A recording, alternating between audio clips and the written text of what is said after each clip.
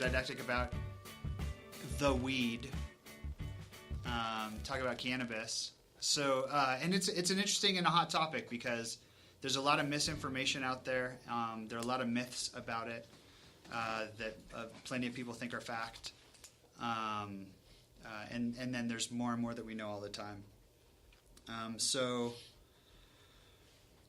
I guess where to start? So first of all, I mean, there are different forms of it out there, right? So there's just kind of marijuana or cannabis is this plant that grows, and for the most part, people grow it for the chemical called THC that's in it, and it's this delta 9 tetrahydrocannabinol.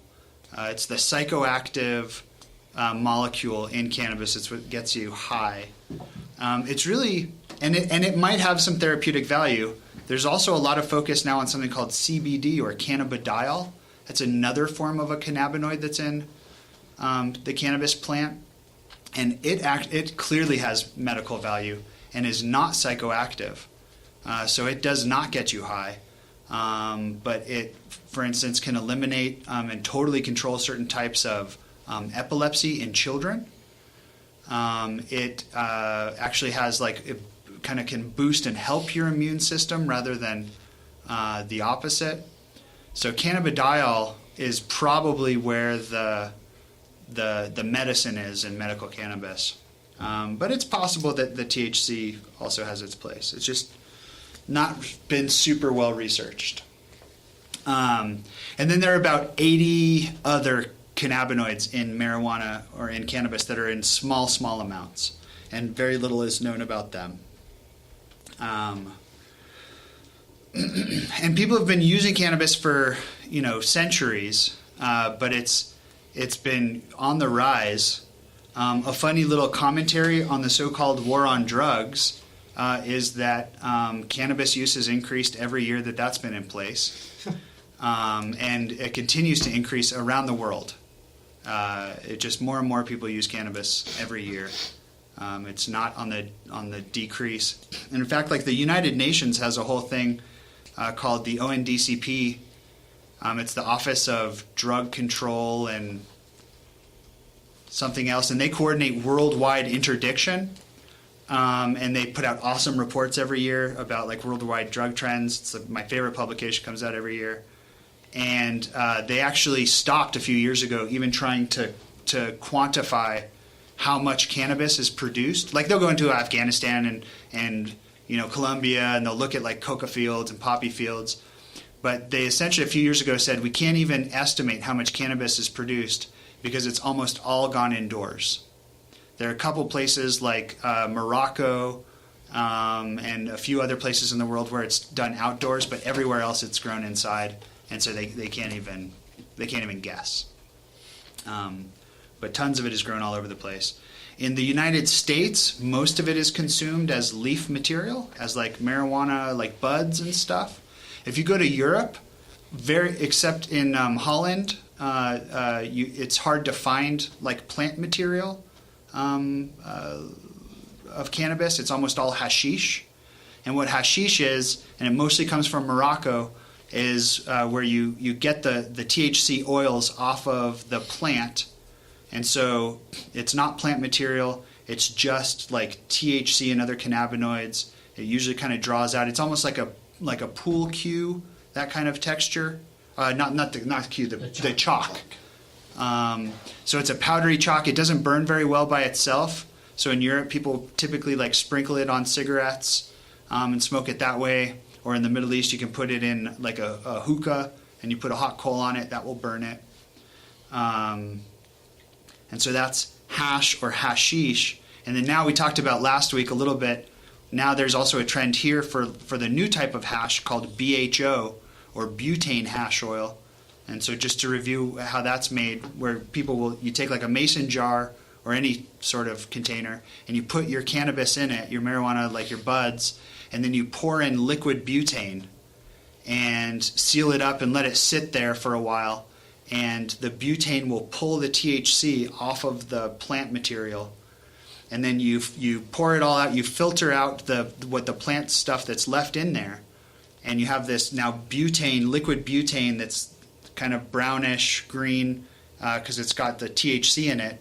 And then you put that on a hot plate and you boil off the butane. You heat it up just high enough to boil off the butane, but not so high that you ignite the butane. And if you look this up on YouTube, you'll see plenty of videos of people blowing up their kitchens. So you cook off the butane, and then what's left is just resin. This it's hash, and this is called wax.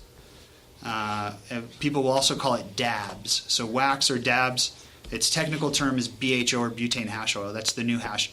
That's about 95 to 99% THC, whereas the most potent marijuana plant these days is about 18, 19% THC. So it's way, way more potent. And one of the things that's not a myth, you hear people say like, oh, back in my day, this is what the older folks say, back in my day, the cannabis was, or the marijuana, was nowhere near as potent as it is today. And that's true. So like in the 60s, it was like 1.5 to 3% THC, whereas now it's been hybridized and super amazing botany has been done, and we're up at about 18, 19% THC. High grade. That's a high grade chronic herb of many different names. One guy, Michael Pollan, actually wrote a book about this, and he states in that book that more money is spent in cannabis cultivation than on any other crop in the world. Even coffee. Anything else. Wow. Because it's super high tech. Indoor grows they're hydroponic and aeroponic, and they have people give so much care to the nutrients of these plants and the carbon dioxide levels and the lighting. It's pretty amazing. Anyway, so that's cannabis. And it can be taken in many ways. The most common way is smoked, right? And smoking is a great way to get any drug into your system because our lungs are full of blood vessels and have really easy exchange of air. That's how breathing works. So you pull in the smoke or the vapor, and it goes right into your bloodstream really fast. You get high within a minute or two because it's right into your bloodstream, right into your brain. As opposed to eating, plenty of people will eat. Edibles are now becoming big, and states are trying to figure out how to regulate this. And we talked about last week that there have been a number of overdose deaths and problems with edibles, and that's because people are used to getting high within minutes from smoking, and then they eat something, and when we eat something, we absorb it really slowly. It might take 30, 40 minutes to start to absorb it. So after 20 minutes after they eat it, they're like, hey, I'm still not high.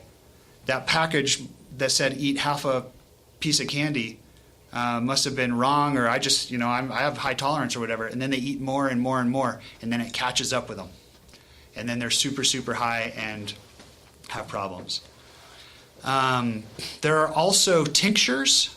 Some people will make tinctures these days. People will make balms, like skin balms. And I haven't ever heard of people actually getting high from like the lotions and stuff like that. But people will rub these on their joints. Not the smokable joints, but their anatomical joints, and get relief. And again, people tell me that the cannabidiol ointments work better. They're anti-inflammatory, that CBD. Other ways that people can use, and this kind of goes back to harm reduction, is this thing called vaporizing. So if you've heard of vaporizing or vaping, that's where you take something, it's usually battery powered, but there are also some that are butane or propane powered. And what they do is they have a heating element in them, and they heat up the plant or the oil, like let's say the plant material, to the temperature that's the boiling point of THC. So the THC boils off and becomes vapor, but that's below the burning temperature of the leaf. So there's no smoke. It just turns into vapor, and then they inhale the vapor. And that the FDA looked at this and actually found that cuts out the tar by about 90%. Because you're not smoking the thing, you're not burning it if you have it set right. So that's actually, I talk to patients a lot, like patients who are using cannabis every day. I talk to them about, have you considered switching to a vaporizer?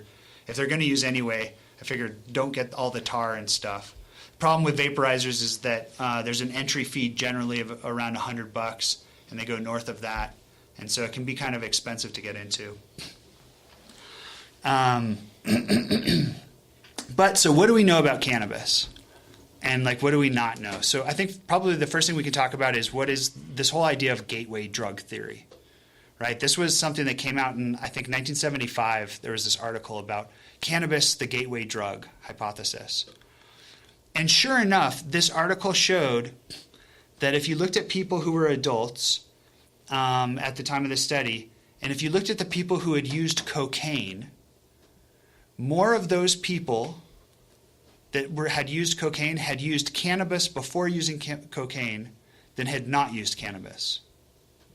Right? So just to be clear, so if you take a whole group of people who use cocaine, most of them have used cannabis before jumping to cocaine. And that's what started this whole gateway drug idea, and it was just perpetuated, and it fit really well with the Nixon administration's war on drugs, and kind of was sold as that. The funny thing about that article is that there was a step before. There were two steps actually before cannabis: cigarettes and alcohol. They just weren't called drugs by the article. But so those are really the gateway drugs. Nicotine and alcohol are clearly like the gateway drugs. It's true that most people don't go from alcohol and nicotine to cocaine without hitting cannabis first. And that more people will hit cannabis and then go on to cocaine. It's a very small number of people. But the biggest group are the people who use the alcohol and the nicotine. We can talk at length about the whole kind of gateway theory and why that works. But just to give you an example of like cigarettes and how this works. So like I was a kid who was like, oh, what's this smoking thing, right? And I was just like the guy we were just talking about. So I'd go like find cigarette butts on the ground and like try to smoke them, right? Little kid, right? They had lipstick on them, whatever. I didn't care. But so as a kid, what do? You try cigarettes, right? This thing that society says is very addictive and is very bad for you, right? And as a kid, so two things happen. One is you use a cigarette, you smoke a cigarette, and you don't immediately become addicted, right? Mm-hmm. And the take-home message there as a kid, the interpretation is addiction's really not that bad, or they lied to me. Grown-ups lied to me about how dangerous this was. Also, you don't end up dying, and you see adults using it and not dying. And so you think this, like they all say that this is bad, but it's really not that bad. They're lying to me. The other thing you do is you hide it, right? You're clandestine about your smoking as a kid. And you get away with it, and you don't become addicted, your life doesn't fall apart, and you don't die immediately. And all of this gives the message that like addiction isn't really that bad. Drugs or substances that they say are bad aren't really that bad, especially for me. And you build a skill set of being clandestine with these activities. Right? And all of these are skills and kind of ideas that now you can carry forth and carry forward with other drugs. I mean, that's what kind of sets it up. Just one idea. So just put that out there about the whole gateway theory thing. It's a little bit silly. Most people stop at cannabis and don't go on to harder drugs. The vast majority of people. It's definitely the third widest used illicit substance, or substance drug like that, after alcohol and nicotine. So a couple myths about cannabis. The first one we already hit on a little bit. People love to say nobody's ever died from marijuana. Nobody's ever died from cannabis. It's so completely untrue. There are scores and scores of documented deaths. And deaths happen in different ways. In fact, even just 2 weeks ago, another great article came out looking at this. So, first of all, if you've ever seen kind of paraphernalia that somebody has used to smoke cannabis, right? A pipe, a bong, anything like this, it's covered with this brown, black, tarry stuff, right? And people call it resin because that sounds like it's more of the drug and it's really good. It's tar, right? So cannabis actually has a higher tar content than tobacco does. That's what it's grown for. The tar is from the THC. We're maximizing the amount of THC. And you burn that, you burn those oils, that becomes tar. So tons and tons of tar. Tar causes lung disease and it causes cancer. Technically, we call these reactive hydrocarbons. And these are what cause cancer. They also cause strokes and heart attacks. This is a really big thing that they do. Plus, the cannabis can cause that too. So actually, the EPA in California did a great report where they document the cancer risk. And people who use cannabis have much higher rates of cancer than people who don't. Peter Tosh, in his songs, says that it's a cure for cancer. Many people say it's a cure for cancer. It is an awesome cure for the nausea associated with chemotherapy. And people who are taking chemotherapy and throwing up all over the place, I'm all about go use all cannabis you want. And we're clear about it's helping the nausea. It's not a cure for cancer that anybody's ever found. It definitely causes cancers. And the cancers you'd expect. If you're a chronic cannabis smoker, you're more likely to get lung cancer, throat cancer, esophageal cancer. You're also more likely to get brain, bone, and testicular cancer. These are all high rates with chronic cannabis users. Other ways that it causes deaths are with heart attacks and strokes, even from acute use. And this was the article that just came out recently, where your risk of dying in the first hour after using cannabis are actually significantly higher than kind of the rest of the time. And because in plenty of people, it will increase their blood pressure and increase their heart rate. So it puts them at risk for heart attack and stroke. And then another way is through accidents, right? So it's funny. So if somebody dies they're operating a motor vehicle and they're intoxicated with alcohol, they're drunk driving, and they die, we chalk that up to alcohol contributing to that death, right? We don't say the car killed them, right? Or the pavement killed them when they hit that. Alcohol wasn't part of it. But for some reason, people don't like to blame cannabis in cannabis-related accidents. So cannabis-related vehicular mortality is real. The likelihood of having an accident if you're acutely intoxicated on cannabis is very real. The problem is we don't yet have a really good, other than just kind of a field sobriety clinical assessment, we don't have a good objective measurement like we do for blood alcohol or like breathalyzer. I've been told that people are working on this. But it's tough. The test for cannabis can be tough because cannabis can stay in your system for a month, especially if you're a chronic user. And so if cannabis is in your urine today, it doesn't mean that you used it today. You could have used it, 29 days ago. So that's a little tougher.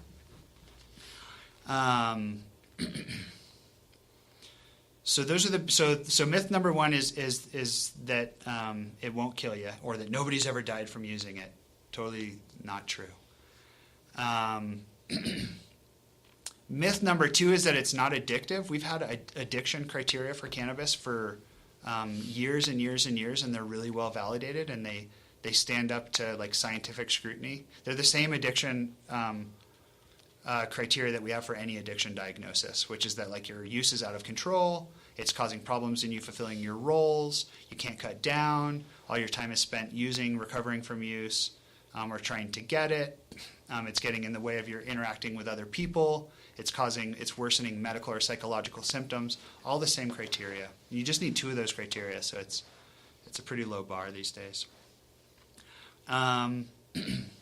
There is now in the new DSM, the DSM is the book that we use to define all the psychiatric illnesses and diagnoses. In the new one, the DSM-5, the current one, there are also criteria for cannabis withdrawal that didn't exist before. And the most predominant symptoms there are irritability. Irritability and insomnia are the most predominant symptoms of cannabis withdrawal. And this is what kind of gets people into thinking and convincing themselves that cannabis is treating mental illness for them. I don't doubt that for some people it really does help with their mental illness, but what will happen is people have been smoking and then they stop smoking, and 2 days later, the day later, they're really irritable, and then they smoke again and that relieves their irritability. And they're like, oh, well, I'm just an irritable person and cannabis is controlling that. When in reality, if they had waited a whole week, that irritability might have gone away because it could have just been cannabis withdrawal. It's just most people don't give it a chance to go away before kind of self-medicating it. Does that work with caffeine too? Works with caffeine too. Yeah. Caffeine withdrawal, same thing. Then that's in the book too. Yeah. So other concerns. So one of the concerns, and this had to do with the case, is the link between cannabis use and psychosis. And I would say that now this is like very well and reliably established. So if you are a person who has had psychosis, or you have a first-degree relative who has had psychosis, in either of those cases, in all likelihood, and let's say psychosis not due to a drug, so you might have schizophrenia, or you might have one of the psychotic personality disorders, then in all likelihood you have genes that are putting you at greater risk of becoming psychotic. And those folks, if they use cannabis, are at a much greater risk of becoming psychotic again. So like in this case, the case that was presented, even where somebody's symptoms are controlled with medicines, if they start smoking, that might dysregulate things, and they might become psychotic again. And unfortunately, they might become so psychotic that they don't keep taking their treatment, and then it gets worse and worse and worse. We know, like longitudinally, if you start smoking at a young age, and now the age cutoff that we talk about with drugs is 19. So if you consume fairly heavily before that, your chances of developing schizophrenia are higher, and that form of schizophrenia is harder to treat. It's worse. It doesn't respond as well to treatments, and they tend to be sicker. Is there a cause? So the cause of it is not clear. It's really not clear. Like we know that, so cannabis does increase dopamine, and dopamine is the chemical of psychosis. Like our antipsychotics are dopamine blockers. But why in the long run does it increase your likelihood of schizophrenia? We don't know. We don't know. But it does. It does. Mm-hmm. It does, especially in people who, again, have a personal history of psychosis or a family history of psychosis. I mean, the majority of people who smoke pot do not become psychotic and do not develop schizophrenia.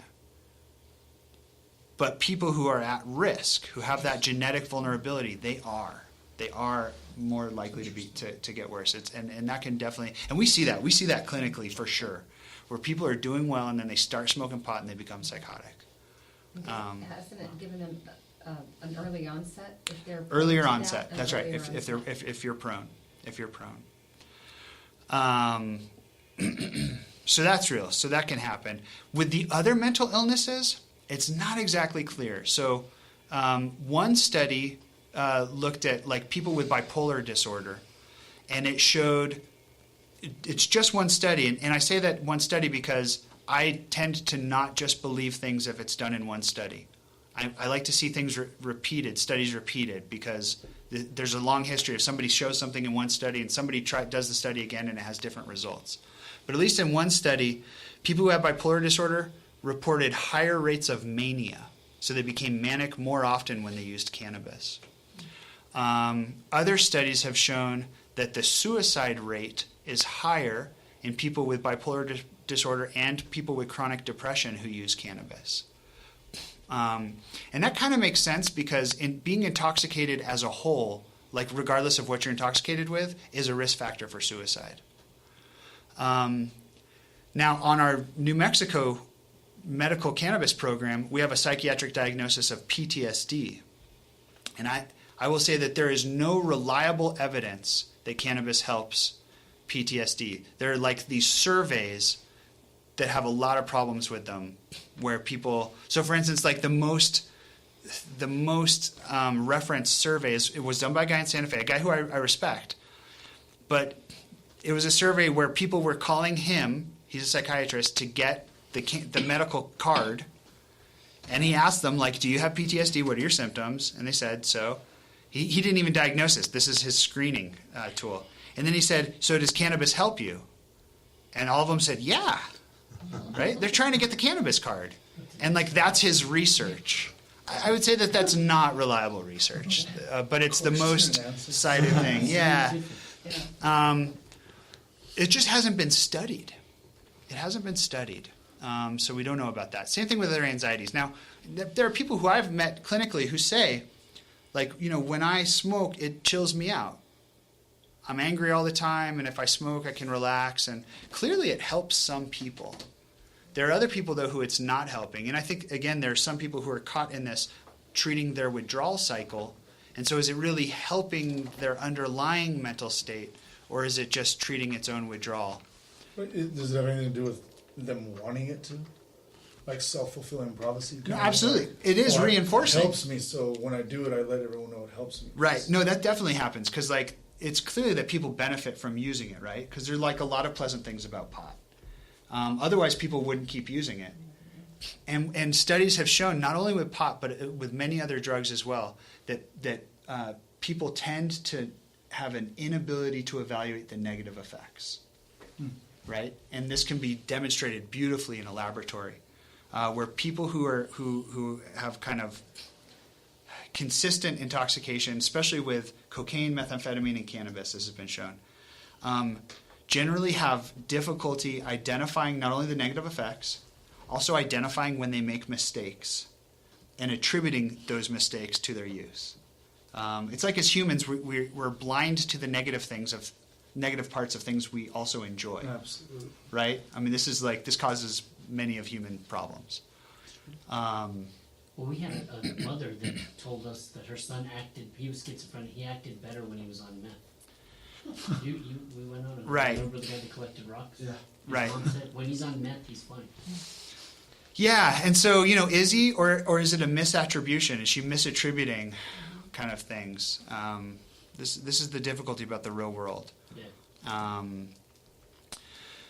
So those are a lot of the myths and I think misconceptions about cannabis. We do not have a medicine that treats cannabis addiction, and we do not have a medicine that blocks cannabis. There was a medicine actually being designed that blocked cannabis, and it was looking like it would actually help with weight loss, believe it or not.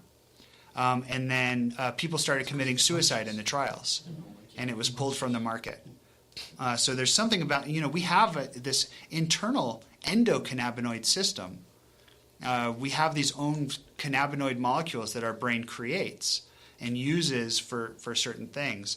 And it seems like if we block those altogether, people become super depressed and are at bigger risk of committing suicide. So, is there one article where you're getting a lot of this information from? Is it so many different things? it's really from a lot of different things. I have a lot of pot smokers in my family. I'd like to send this information. Yeah, I mean, good luck with that. I find like cannabis is like the most divisive issue, and that people are in one camp or another generally, and they're totally unwilling to listen to other things. I'll go and have talks, even talks to healthcare people, talks to non-healthcare people, and like just presenting the risks. Because I believe like if you're going to sign those papers, and if you're going to recommend cannabis to somebody, like you should do a risk assessment. If you're going to call it a medicine, like look at the side effects and the benefits. And just presenting that there are possibly side effects to it, people get enraged. People get so upset. They're so emotionally invested in like, this is the miracle cure, and how dare you say that there's anything wrong with it. When like, really, I think the reasonable response is like, every medicine has side effects. If you're going to call it a medicine, like let's be responsible. Plenty of people die from aspirin every year. It doesn't mean it has no utility. So, what questions or things do people have about pot or cannabis or any of this? Yeah. I guess I would like your opinion on, and also the information about what it has shown to actually be helpful. What does it help for? Okay. Yeah, that's a great question. So a really super article came out in the last year in this I think in the New England Journal of Medicine or JAMA, one of those, and they actually looked at what is the literature about the medical utility. Yes. And honestly, I'm sorry, spoiler alert, like even the things that it's helped, it barely has been shown to help. So for instance, the best thing that it's been shown to help, now that doesn't mean that it doesn't help anything. It has not been studied in enough conditions. That I will agree with 100%. And that's political, why it's been hard to study it. For chemotherapy-related nausea, totally helps. Totally helps reduce nausea. Another thing it's been studied in is people who have either cancer or HIV and AIDS and are wasting away because they don't have any appetite. It was shown that it did help their appetite, but they did not actually gain weight. So it didn't stop wasting. Probably because they have these illnesses that are killing them, and like smoking pot won't change that. What else has it been looked at? Again, there's this form of childhood epilepsy that the cannabidiol is like amazing for. amazing for. And we didn't have any other medicines that were really good at controlling it. And I can't remember what it's called. It's some very specific childhood epilepsy. I have a picture of it. So while you were doing that, I looked it up. But it Yeah. doesn't say which. It's been studied in spasticity with like ALS and MS, and seems to help. There's a mixture that's studied for that. It's half CBD and half THC, called Sativex. How about snowboarding? Does it help with snowboarding? Helps you to concentrate. Yeah, I don't know about snowboarding. Glaucoma, the data is actually very poor for glaucoma. People love talking about glaucoma. It does not work better than the medicines that are out there for glaucoma. And in plenty of studies, it doesn't even work as good as them. Does it help you drive better? Because I get that a lot. I concentrate better. Right, I concentrate better. No, like well-known side effects of cannabis are inattention, and there are two things that happen. One is delayed response, which is tough for driving, and then another one is actually responding too quickly, like responding but inaccurately. It's like an impulsive response, so it can increase impulsivity and also decrease response time in other areas. It's not that Does it consistent. cut down on road rage, though? Hadn't been studied. Yeah. So these are like the few things that it's been studied for. And psychiatric uses? Psychiatric, again, Is all. almost no research at all of any quality. There are surveys, but again, it's like surveys of people who are using cannabis chronically, and I can't imagine that the people. Like, so anybody who's like kind of like a pot enthusiast is probably going to be like, all right, I'm totally going to complete this and send it in. Yeah. And the people who are indifferent are probably not going to send it in. They don't care, right? What about the, people talk about a syndrome of sort of apathy and laziness. Is that documented? Is there truth to that? So I would say that is mixed, right? The amotivational syndrome. I mean, there are definitely people, and this is part of the addiction definition. So there are people who will smoke pot and stop engaging in other activities, right? They stop hanging out with other people, or they stop participating in sports, right? I don't really want to do it. I can do it tomorrow or whatever. And that definitely happens. But there are also some people who get energy from using pot. Or there are some people who it probably does help with their anxiety, and then now they can interface with the world, right? Mm-hmm. So it's mixed. I mean, it's just like alcohol. If you're so anxious that you can't go to a social function for your work, and that might negatively impact your ability to like move up in your work world, and you have a drink and you're a little calmer, and maybe you can do that, right? Whereas other people might have a drink and then they get that turns into 6 drinks and they're really drunk and they make a fool of themselves, and that doesn't help their career. It's very mixed. It's very mixed. That's an interesting analogy with the alcohol, because there is research that alcohol in moderation can be beneficial. Is there any research that marijuana can be beneficial if used properly? So that it's like, again... Besides the medical things that you mentioned. You mean that it's like good for your... I don't know, anything. Organs or something like that? Or your success, or your anxiety, anything. So...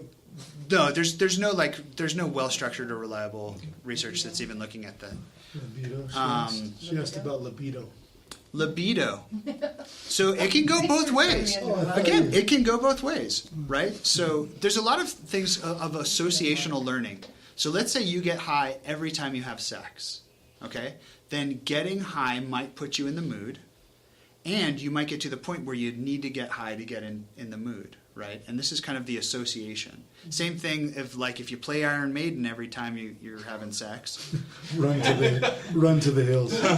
It might have a similar effect of that association. But likewise, so like if you are so anxious, and let's say you have performance anxiety or you just can't chill out, and that is getting in the way of you getting into the mood, if smoking pot allows you to relax, that could help facilitate it, right? But also, if you smoke pot and then you're getting high and now you're not into it, you're thinking about other stuff, or you're not coordinated, or you're not as present, that could also affect the mood negatively. It's so highly individual. So highly individual. May I ask you an opinion question? Please. So, if it doesn't have any reliable data showing that it's helpful, do you think the whole medical marijuana and PTSD was an attempt just to legalize it? Absolutely. Well, and I also think that the medical review board, which is what kind of included it, that these are people who want to help patients, and patients say to them, "This helps me," Okay. and they want to do the right thing for them. Gotcha. So I think it's both. Okay, so it's anecdotal more than Oh, it's clearly anecdotal. Do you, not you, but I mean, do you ever think there is a time when it's a legitimate prescription? Like not that, like, are there things that you would actually prescribe it for? So let's say that there's a patient. And I mean psychiatric. Sure. Let's say there's a patient with PTSD, Okay. and you've tried them through therapy. You've tried them through all of the medications that can reasonably be used to treat PTSD. And let's say, a couple different outcomes could be, let's say that they don't benefit from it at all, right? Or let's say that they do benefit some from those medicines, but the side effects are not worth it to them. So if you've tried all of these things and you're not getting good results, I think then that there is a role for cannabis, especially if they say, when I use cannabis, it chills me out. So like a third, fourth, fifth line treatment. Absolutely.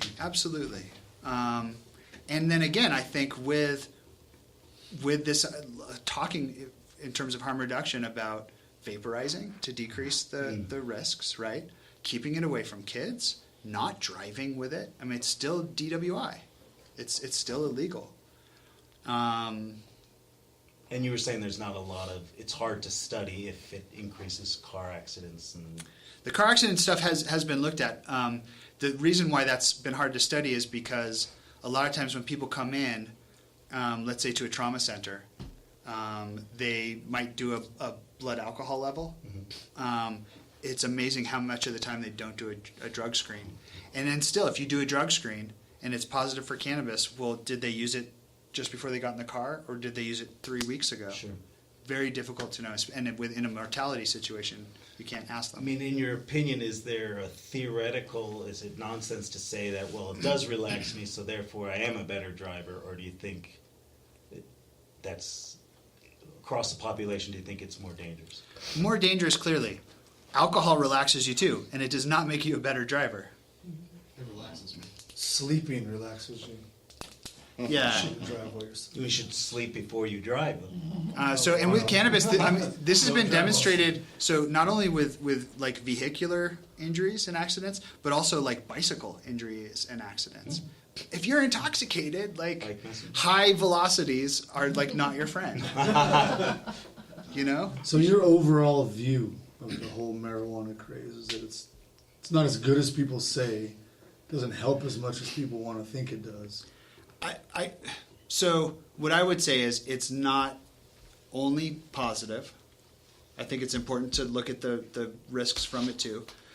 It is nowhere near as harmful as most other hard drugs. It's nowhere near as harmful as alcohol and tobacco, if we wanted to say relative.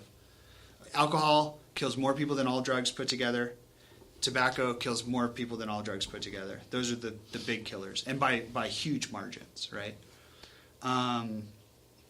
It clearly helps some people, and I wish that our government would make it easier to study so that we could actually be able to have informed ideas about what it can help and who it can help.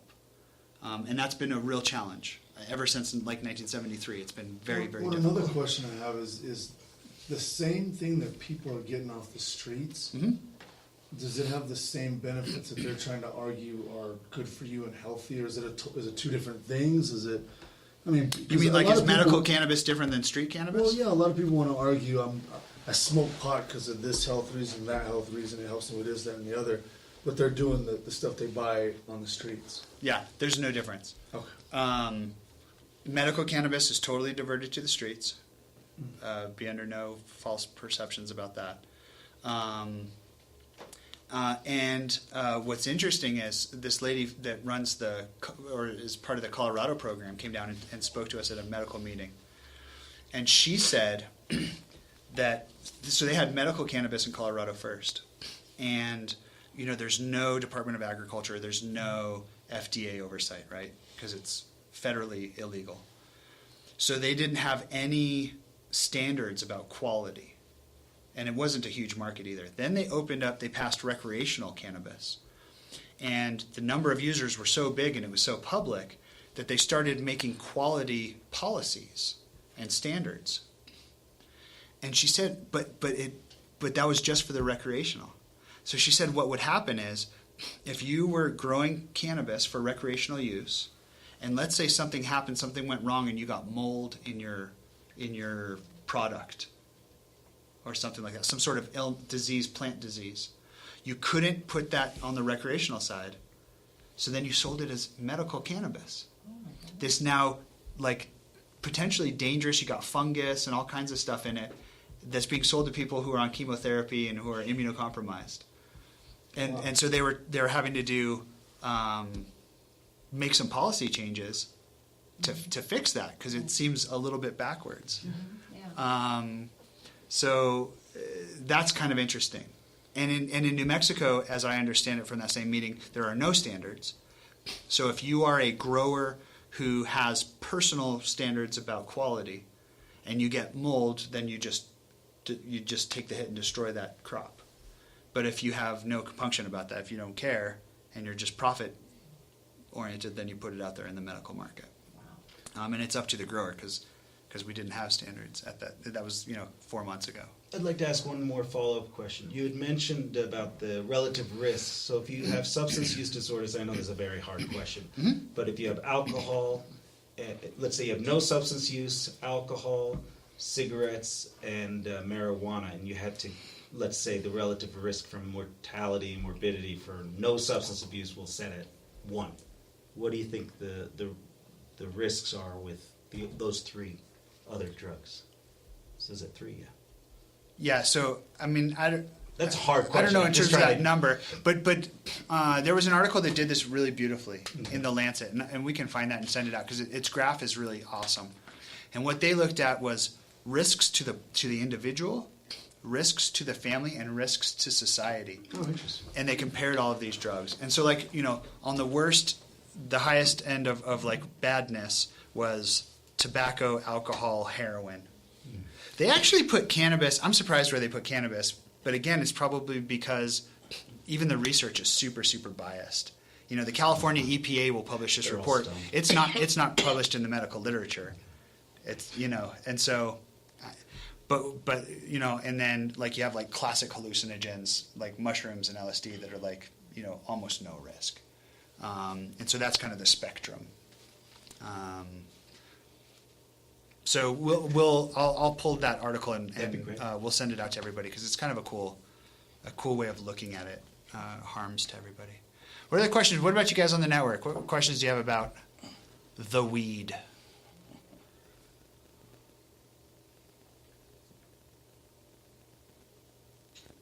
I have a lot of, Jason's on U.S. probation. I have a lot of my clients who think that it would be beneficial for them, and doctors who have backed them up. Mm-hmm. Well, I have one to the point where I could, it's against federal law, so his doctor was backing up his therapist. I terminated supervision because I couldn't monitor him. Interesting. Yeah, I've seen that loophole where people are on probation and then they get the medical card and it's no longer a violatable action. It's pretty interesting. There was a precedent, get this, so I don't know if you guys are familiar with the workman's compensation world, but so if you're injured on the job, there's workman's comp insurance that like pays for treatment and stuff, and now workman's comp will cover cannabis, even, because the case was made. Hey, it's medical, we got a law. Yeah. What else? Other thoughts? Other things that have come up where people say, "Hey, this is a fact with it," and you wonder.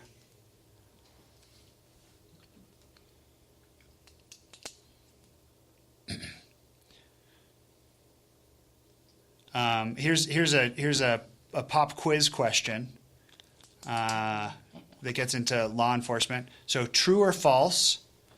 Marijuana is legal in Amsterdam. False. Got one vote for false. I thought it was true.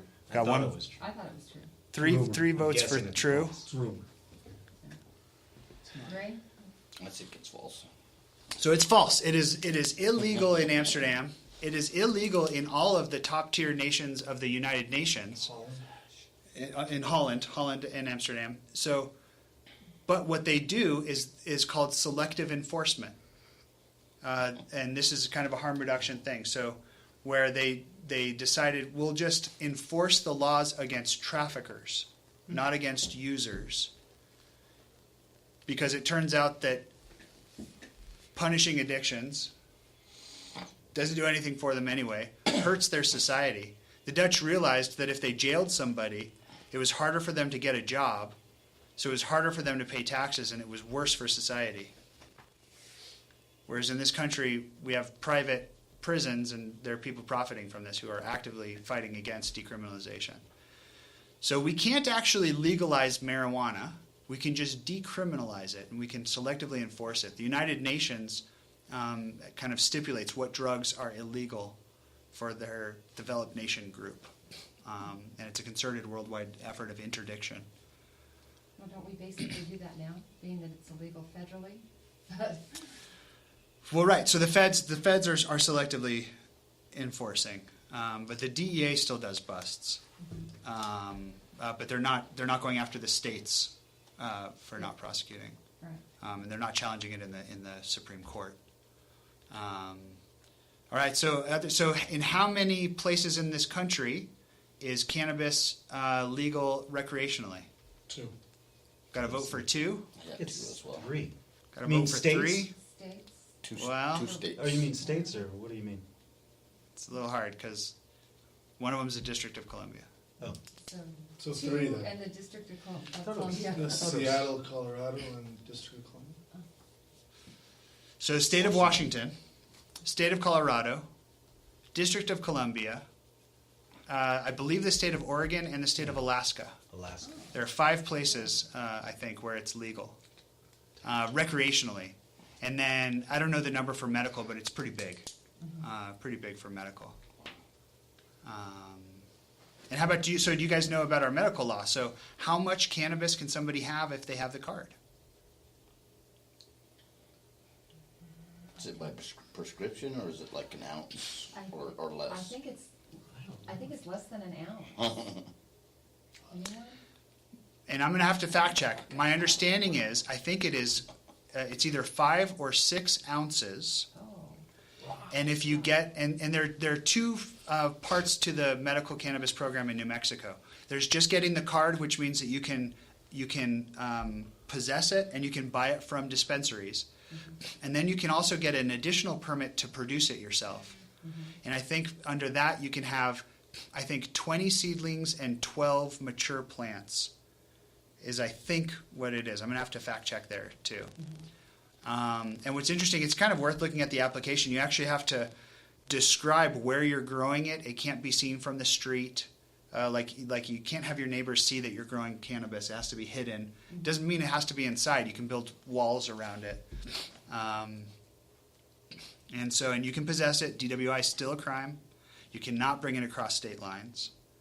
I do not know how reservations are affected by this. I don't know if you can go there or not, since they have their own laws. But pretty interesting. That's odd. Pretty interesting. And it's not a prescription. No. No, because our ability to write prescriptions is regulated by the DEA. And so it's federal. So it's Schedule 1 by DEA, which means that it has, Schedule 1, the definition is that it has no medical utility, and is thus illegal. So what it is when a healthcare provider signs the forms, it's signing the form saying the person has a qualifying diagnosis from the list. And that's actually all it has to say now. It used to say, and you think that it would help them. But they've taken all that out. Like they've really tinkered with it and kind of made it as accessible as possible, so to speak. And then the New Mexico law also says that any healthcare provider that signs that form cannot be held accountable for recommending an illegal substance. That the law can't be charged with anything for doing that. What are the what diagnoses? The qualifying diagnoses. There's a list of them. So cancer, HIV are on there. ALS or Lou Gehrig's disease is on there. Interestingly, hepatitis C is on there. And I say that's interesting because the few studies that have looked at this show that if you have hep C and you smoke cannabis, you're more likely to develop cirrhosis. PTSD is the only psychiatric diagnosis on there except dementia. So Alzheimer's dementia is on there. Anything that has you at the end of life, any terminal illness, or if you're in hospice, that's on there. MS. Multiple sclerosis is on there. And again, there's actually fairly good data about MS, about the spasticity anyway. What else is in there? So not just having cancer, but being on the chemotherapy. Is PTSD in there? PTSD is the only psychiatric diagnosis that's in there. Chronic pain is on there. So if you have chronic pain, So that's everybody. That's pretty much The everything. whole world. right. What else? I know I'm missing a few. There have been a number. Every year, people try to put more conditions on the list, but there's this medical advisory board, and they have rejected a lot of them. So, for instance, just a few months ago, they considered ADHD, ADD, and rejected that. Bipolar disorder has gone up. They rejected that. Okay, so here's the list. So Crohn's disease, epilepsy, also on there. Glaucoma is on there, of course. Huntington's disease. So if you have a spinal cord injury, like with intractable spasticity, Parkinson's is on there. Severe anorexia or cachexia due to anything, so that's like you're so sick that you're not eating and you're wasting away. Spasmodic torticollis, which is where the muscles of your neck like stay spasmed, and ulcerative colitis. So a number of things on there. And not all the states with medical programs have a list. So like in California, there's no list. The California law says you have a serious medical condition, and they don't define serious, and that's so essentially like everybody, if you have any symptom at all, you can qualify. Yeah. Thank you. That was an awesome talk. That was really fantastic. And we're going to try to post it online so you can listen to it again or share it with other people. And Doc, you were right, I'm sorry, it's under 6 ounces. Under 6 ounces of possession. Yes. Yeah. If you want over 6 ounces, I guess you have to petition that. Interesting. Awesome. So I think we'll go from there, and then we'll reconvene next week. With more cases, and then maybe hear about personality disorders.